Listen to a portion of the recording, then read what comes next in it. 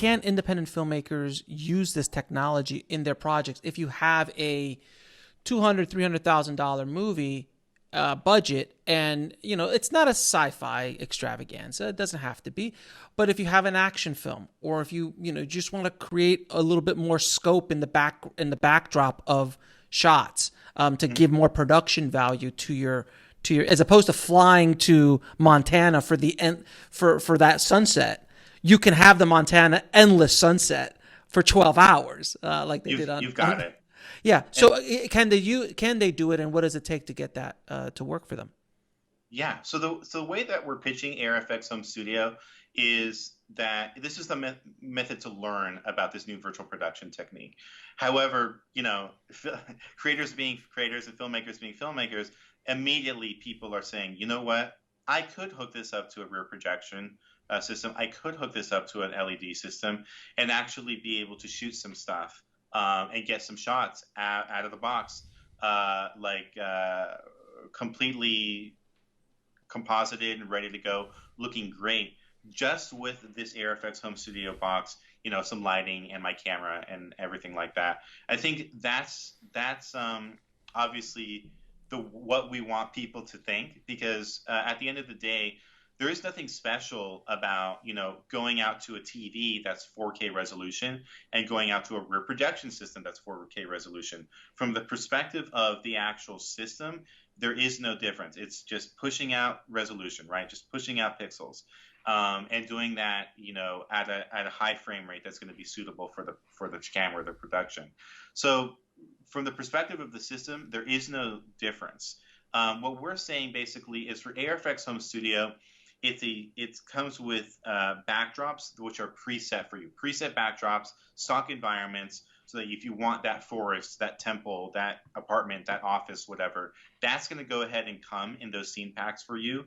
But if you want custom content, or you want to have deeper tech rehearsal tools, then our AirFX Professional system, the first system that we came out with, which is what we license out to major studios and that type of stuff, that's still going to be the better choice for those professionals. And what is the cost of those?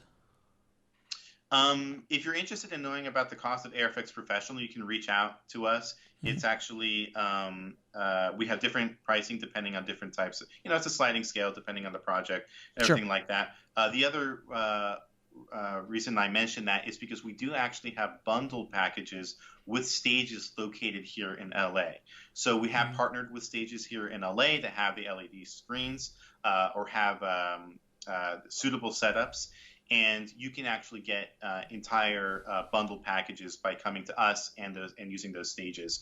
So that's what we've been working on during the pandemic. So we've taken the opportunity to go like, you know what? These stages are having issues getting people in. One way that we can attract those people is having a more COVID-safe, social distancing safe solution.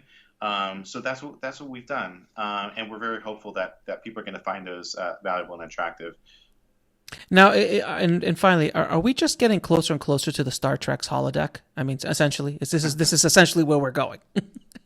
It's funny you say that, because one of the first things that happened when we got big studio heads coming in is the studio head would say, it's great that you can track the camera. That's awesome.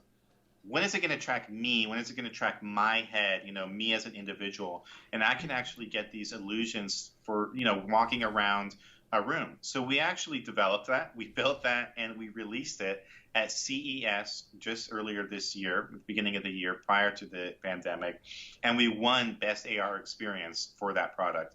It's called AR Wall Interactive, very creative name as you can see. And basically what it is it uses depth cameras to establish a track of your head position. So it's tracking this point right in the bridge of your nose between your eyes. And then it's delivering the same window illusion that we're delivering to our camera, delivering it to you as an individual. So you walk into a room with, 3 walls of this experience, which is some of the conversations that we're having right now.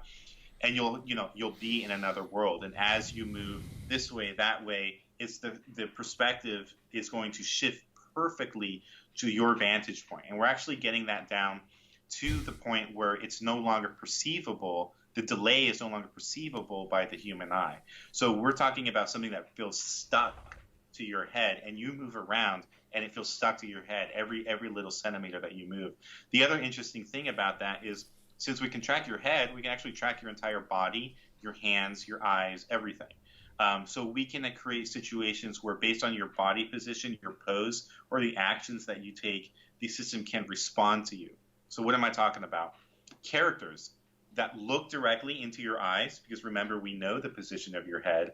We look directly into your eyes, we talk to you, we respond to your voice, and then we actually respond to your gestures. So if you point and say it's over there and point over there, the CG character can look at where you're pointing and react realistically, using either a chatbot system or AI or something like that. So that's the type of really crazy stuff that we're working in. And I'll be frank, I would love to say that, we're definitely one of the companies that down the line, the patents that we filed, the work that we've been doing with brands and with venues, hopefully will someday lead to a holodeck type device.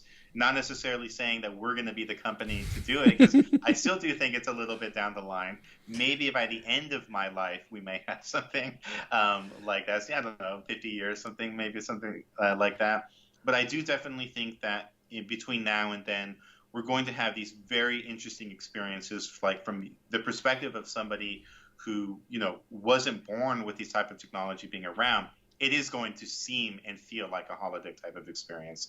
And just to be clear, those are conversations we're having right now about, let's deploy that first quarter of 2021. Let's make that happen. And I think the pandemic also helped push that conversation along, because people can't get out and they can't have these experiences. And particularly when you think about training and education, these are situations where, you can't stop training people just because it's cumbersome and difficult, right? The people still need to be trained up. So that's where we're seeing kind of the first interest coming from that space.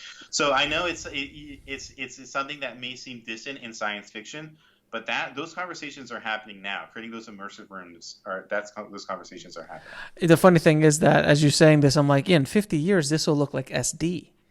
This will look like a silent movie technology comparatively to what the holodeck is. But it's not that far. Like, we're not that far. It's a stone throw. It's a big stone throw away, but it is still something that's not completely astronomical in my lifetime, to see a holodeck where you're interacting with photoreal computer generated images that look literally as crystal clear as a human being standing right next to you. Can you only imagine the kind of filmmaking that will be? Can you imagine where kids will be in their garages with holodecks shooting the next Avengers Endgame would look like an indie film.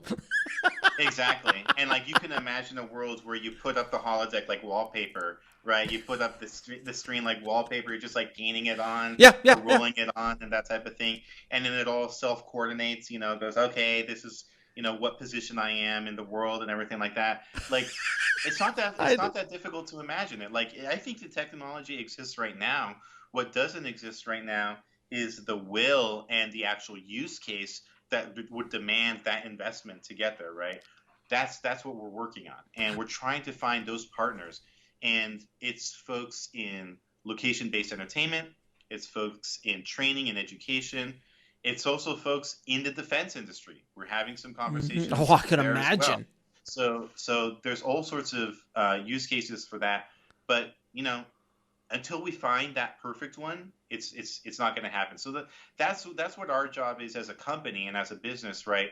To have conversations with these decision makers and go, what is actually going to get the money to flow, and what are the requirements that we can hit now that they're going to get that money to flow and actually make investment happen. So that's really my work as a CEO, is helping folks see that. I've been successful in doing that in filmmaking. Now with this technology, with Airwall Interactive going out of filmmaking, out of media, out into the rest of the world, I'm having very interesting conversations where they're aware of Mandalorian. They're aware of the work that's been happening, because this is something that broke out even just of the entertainment community. So we're having conversations where that amazing work that has been done in film and TV is actually moving the ball in other industries because they're like, you know what, Jon Favreau did it. Maybe that'll Yeah. work for our thing too. It's a really weird time.